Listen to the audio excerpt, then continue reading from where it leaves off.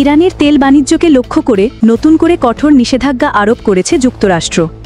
ইরানের পারমাণবিক কর্মসূচি পরিচালনা এবং মধ্যপ্রাচ্য জুড়ে সশস্ত্র গোষ্ঠীগুলোকে অর্থায়নের অভিযোগ এনে দেশটির তেল রপ্তানি খাতের ওপর এই নিষেধাজ্ঞা জারি করেছে মার্কিন প্রশাসন। বৃহস্পতিবার ৩ জুলাই মার্কিন অর্থ মন্ত্রণালয়ের পক্ষ থেকে এই নতুন নিষেধাজ্ঞা ঘোষণা করা হয়। বার্তা সংস্থা রয়টার্সের প্রতিবেদন অনুযায়ী নিষেধাজ্ঞার মূল লক্ষ্যবস্তু হল বিশ্ববাজারে ইরানের তেল বিক্রির সঙ্গে জড়িত একটি নেটওয়ার্ক এবং লেবাননের সশস্ত্র গোষ্ঠী হিজবুল্লাহ নিয়ন্ত্রিত একটি গ্রুপ। নিষেধাজ্ঞা জারির পর মার্কিন অর্থমন্ত্রী স্কট বেসেন্ট এক বিবৃতিতে বলেন, আমরা তেহরানের রাজস্বের উৎসের ওপর আমাদের চাপ প্রয়োগ অব্যাহত রাখব।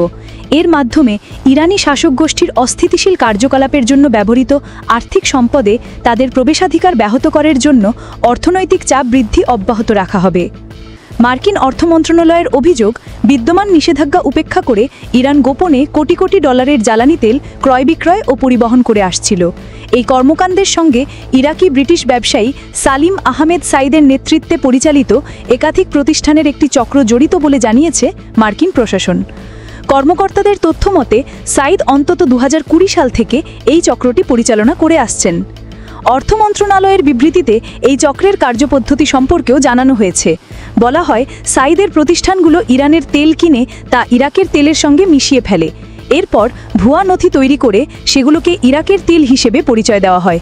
এই মিশ্রিত তেল ইরাক বা সংযুক্ত আরব আমিরাতের বন্দর ব্যবহার করে পশ্চিমা দেশসহ বিভিন্ন ক্রেতার কাছে বিক্রি করা হচ্ছিল। এই নতুন নিষেধাজ্ঞার মাধ্যমে যুক্তরাষ্ট্র ইরানের ওপর অর্থনৈতিক চাপ আরও বৃদ্ধি করল, যার মূল উদ্দেশ্য দেশটির বিতর্কিত কার্যকলাপের জন্য প্রয়োজনীয় অর্থায়ন বন্ধ করা।